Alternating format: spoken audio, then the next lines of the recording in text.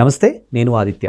వైఎస్ఆర్సీపీ అధినేత జగన్మోహన్ రెడ్డి అధికారం కోల్పోయిన తర్వాత ఫస్ట్ టైం తిరుమల తిరుపతి దేవస్థానానికి ఈ నెల 28న వెళ్తున్నట్టు వార్త వినిపిస్తుంది. మరి ఈసారైనా ఆయన డిక్లరేషన్ ఇస్తారా లేదా అనేది ఇప్పుడు పెద్ద ప్రశ్నగా మారింది. దీని గురించి తెలుసుకునే ప్రయత్నం చేద్దాం. ప్రస్తుతానికి మనతో పాటు స్టూడియోలో ఉన్నారు ప్రముఖ senior journalist and political analyst Jagdev గారు. సార్ అడిగి మరిన్ని విషయాలు తెలుసుకుందాం. సార్ నమస్కారం. సార్ నమస్తే. జగన్మోహన్ రెడ్డి అధికారం కోల్పోయిన తర్వాత ఫర్ ద ఫస్ట్ టైం తిరుమలకి వెళ్తున్నారు. మరి ఇప్పుడు ప్రభుత్వం ఆయనకి డిక్లరేషన్ ఇస్తుందా లేదా అనేది క్వశ్చన్ మార్క్. ఇక్కడ చిన్న సవరణ, ప్రభుత్వం డిక్లరేషన్ ఇవ్వదు, ఈయన డిక్లరేషన్ ఇవ్వాలి. ఈయన క్రిస్టియన్ మతానికి చెందినవాడుగా అందరూ చెప్తున్నారు కాబట్టి హిందూ దేవాలయాన్ని సందర్శించేటప్పుడు, హిందూ అని కాదు మరే ఇతర దేవాలయాన్ని సందర్శించిన గురుద్వారా కానీ మాస్క్ కానీ ఎక్కడికి వెళ్ళినా కూడా ఆ దేవుడిపై విశ్వాసం నాకు ఉందని ఈయన డిక్లరేషన్లో సంతకం పెట్టాలి. ఓకే, ప్రభుత్వానికి ఈయన డిక్లరేషన్ ఇవ్వాలి దేవస్థానానికి, బట్ దేవస్థానం ఈయన డిక్లరేషన్ ఇవ్వదు. ఓకేనా? సో ఈయన ఎందుకు ఇవ్వాలని ఇప్పుడు ఈ విషయం వస్తుంది. దీన్ని కూడా అయ్యో కూటమి వాళ్ళు రాద్ధాంతం చేస్తున్నారని అనుకోవచ్చు. ఎందుకంటే ఈయన గతంలో 2014-19 మధ్యలో బాబు గారు గవర్నమెంట్ ఉన్నప్పుడు, ఆంధ్రప్రదేశ్ విభజన, ఆంధ్రప్రదేశ్ తర్వాత మొట్టమొదటి ముఖ్యమంత్రిగా ఉన్నప్పుడు ఈయన ఇలాగే పాదయాత్రలు, పాదాలపై నడిచే యాత్ర అనేవో చెప్తారు కదా, అట్లా వెళ్ళినప్పుడు తిరుమలకు కూడా వెళ్ళినప్పుడు డిక్లరేషన్ మీద సంతకం పెట్టాలి అని అక్కడ టీటీడీ అధికారులు వాళ్ళు రిక్వెస్ట్ చేసినప్పుడు తిరస్కరించాడు ఆయన. ఆఖరికి అసిస్టెంట్ ఎగ్జిక్యూటివ్, అప్పుడు ఆయన పేరు గుర్తు రావట్లేదు నాకు, ఎవరో ఆయన వెనక్కి బుక్ పట్టుకుని పరిగెట్టాడు కూడా ఆయన. సార్ మీరు సంతకం పెట్టండి సార్. ఆయన పెట్టలే, మాది వచ్చినప్పుడు మేము చూస్తాము అన్నట్టు. అంటే అది చూడండి, ఆ మనిషి యొక్క తీరు అలా ఉంటుంది. సో ఇప్పుడు గవర్నమెంట్ వచ్చిన తర్వాత ఎన్నిసార్లు వెళ్ళారో నాకు తెలియదు. వెళ్ళినా కూడా ఇప్పుడు సతీ సమేతంగా వెళ్ళలేదు, సింగిల్గానే వెళ్ళారు. ఆఖరికి సతీ సమేతంగా వెళ్ళాల్సి వచ్చినప్పుడు తిరుమలనే ఇక్కడ సెట్ వేయించుకొని చేశారన్నట్టు కూడా మనం ట్రోల్స్లోనూ న్యూస్లోనూ చూసాం. అంటే ఇప్పుడు తిరుపతి లడ్డూ వ్యవహారము అది చాలా సున్నితమైన అంశము. దాని మీద సరదాగా ఎవడు మాట్లాడినా కూడా మనోభావాలు దెబ్బతింటాయి. చాలామంది అందులో బాధపడి ఇబ్బంది పడిన వాళ్ళు నేను కూడా కొన్ని. అరే ఇప్పుడు నాన్ వెజ్ అనేది చాలామంది తీసుకోని పక్షంలో అట్లాంటి తెలిసినప్పుడు వాళ్ళు ఎంతగా ఇలాంటి మనం తిన్నామా అని ఒళ్ళు జలధరించేలాగా ఫీల్ అయ్యి మాట్లాడతారు కదా. అలాంటిది భక్తితో కూడిన అందులోని ఇలవైకుంఠం, అది కలియుగ ప్రత్యక్షంగా భావించే మనలాంటి వాళ్ళకి అందరికీ అలా జరిగినప్పుడు ఇంకెంత ఆగ్రహావేశాలు వస్తాయి. ఎంత దీనికి కూడా దిగజారిపోయారా అంటే దేవుడు అనే ఒక కనీసం భక్తి లేకపోవచ్చు, పాపభీతైన ఉండాలి కదా మనిషి అన్నాక, అది కూడా లేదా అనే ఆక్రోశం అందరిలో వచ్చిందా రాలేదా? అఫ్కోర్స్ అందరూ బయటపడలేదు, అందరూ రోడ్డు ఎక్కకపోవచ్చు. సో అట్లాంటి విషయం అయినప్పుడు అరే మా ప్రభుత్వంలో జరిగింది కాబట్టి నాకు నిజంగా తెలియదు, ఎవరో కింద స్థాయివాడు కక్కుర్తి పడ్డాడు, వాడు ఎందుకు చేశాడో తెలియదు, నిజంగా ఆడ తప్పు చేసే ఉంటే ఆడిని వదలొద్దు, ఆడెవడైనా సరే శిక్షించండి అని ఒక్క స్టేట్మెంట్ ఇచ్చేస్తే ఈయన సేఫ్ జోన్లో ఉండేవాడిగా. అరే జగనన్న సూపర్ రా అని అనుకునేవాడిగా. గడిచిన వారి అదేంటంటే చూసారా, దొంగలు పడిన 6 నెలలకి కుక్కలు మురిగాయి అన్నట్టుగా ఇప్పుడు అంతా అయిపోయిన తర్వాత అరే మనం ఇట్లాగే ఉండిపోతే హిందూ ఓట్లన్నీ మనకు పోతాయి, ఏం చేయాలి, సరే మీ అందరూ కలిసి దేవాలయంలో దీనికి ప్రక్షాళన పూజలు స్టార్ట్ చేసేయండి ఈ ఊరిలో అని స్టేట్మెంట్ ఇచ్చారు. ఇస్తూనే ఇప్పుడు తిరుపతి దేవస్థానానికి దర్శనంకి వెళ్తారు అని ఆ పార్టీ కార్యకర్తలు మాట్లాడుకుంటున్నారు తప్ప ఇంకా అది నాకు తెలిసి అధికారంగా ఎక్కడ వచ్చినట్టు లేదు. అంటే కార్యకర్తలు కూడా ఎలాగ ఉంటారంటే మీరు సార్ మీరు కూడా రావాలి సార్, కొంచెం బలంగా ఉంటుంది సార్, అది సార్ ఎవడు పక్కన ఉంటాడు కదా సజెస్ట్ చేయవాడు.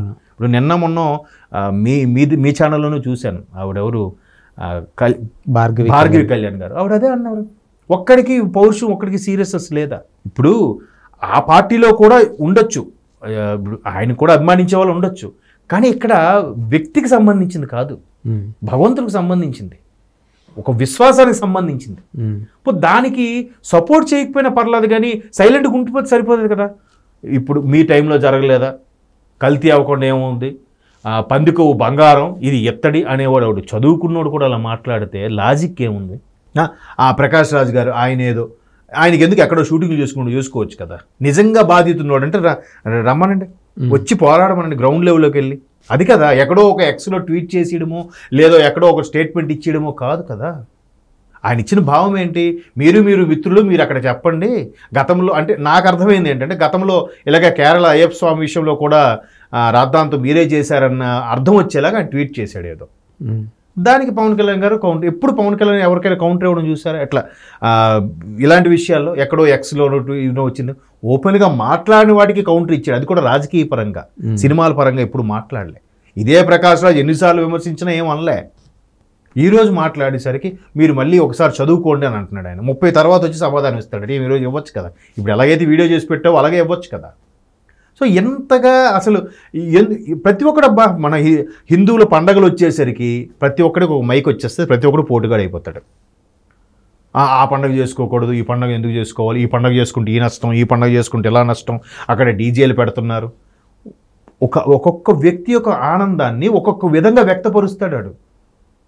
అంత మాత్రాన దేవుడిని కించపరిచినట్టు కాదు అక్కడ. వాడికి అది ఆనందం. స్వామి పేరుతో డీజే పాటలు పెట్టుకొని డ్యాన్స్ చేసి ఊరేగింపుకి వెళ్ళి నిమజ్జనం చేసి వస్తాడు. దాన్ని కూడా రాజకీయం చేసే వాళ్ళే ఉన్నారు.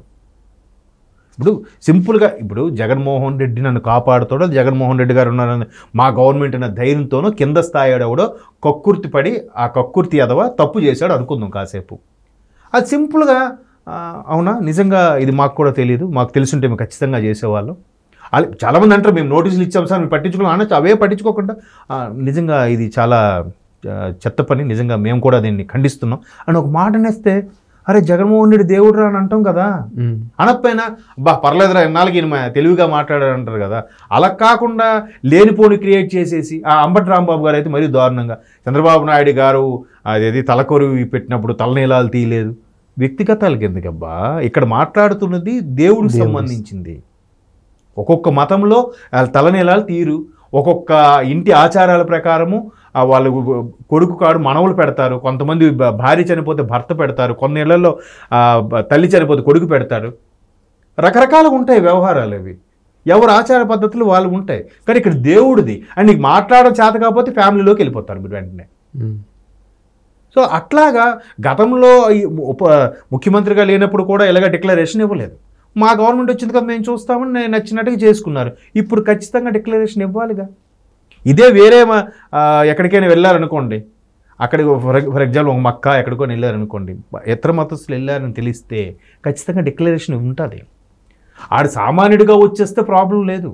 ఇప్పుడు ఇదే తిరుమల తిరుపతికి క్రిస్టియన్స్ ముస్లిమ్స్ కూడా ఉన్నారు భక్తులు, తెలుసా మీకు? వాళ్ళు ఖచ్చితంగా టోపీ పెట్టుకుని వస్తారనే కాదు, వాళ్ళు మామూలు సింపుల్గా వచ్చి దేవుని దర్శనం చేసుకొని, ఆ దేవుని దర్శనం అయిన తర్వాత వాళ్ళకి ఏదో మంచి జరిగితే దర్శనం చేసుకొచ్చిన వాళ్ళు చాలామంది ఉన్నారు. ఎవరైతే ఆడవాళ్ళు బురకాలో వస్తారో వాళ్ళు డిక్లరేషన్ ఇస్తారు.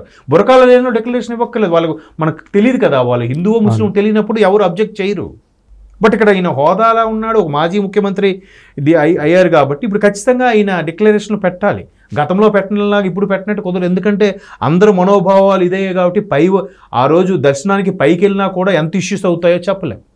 మళ్ళీ గవర్నమెంటే సెక్యూరిటీ ఇవ్వాలి. సో ఇన్ని అంటే ఇవన్నీ మళ్ళీ మాట్లాడితే రాజకీయాలు అంటారు కానీ సింపుల్ అంశం కదా. సింపుల్ అంశాన్ని ఇది నిజంగా దారుణమైన విషయమే. ఎవరు చేసినా కానీ, మా పార్టీలో వాళ్ళు చేసినా కానీ నేను క్షమించేది లేనని ఒక మాట అనేసి ఉంటే ఇంత లేదే కదా, ఇంత రాద్ధాంతం లేదు కదా. ఇప్పుడు అమ్మ మా అన్న దేవుడు ఇంద్రుడు చంద్రుడు తప్పే చేయుడు అన్నట్టుగా మాట్లాడి ఆయన మళ్ళీ మాట్లాడు. ఈ కింద ఉన్న వాళ్ళందరూ లేనిపోయి హాఫ్ నాలెడ్జ్తో మాట్లాడుతూనే ఉంటారు. అదేమైంది? చినికి గాలివానే ఇప్పుడు ఇష్యూలాగా అవుతుంది. ఇప్పుడు తాపత్రయం ఏంటంటే ఓట్లు పోతాయని మరలా పూజలు పురస్కారాలు. ఇంకేం మాట్లాడతాం చెప్పండి. Thank you sir. Thank you.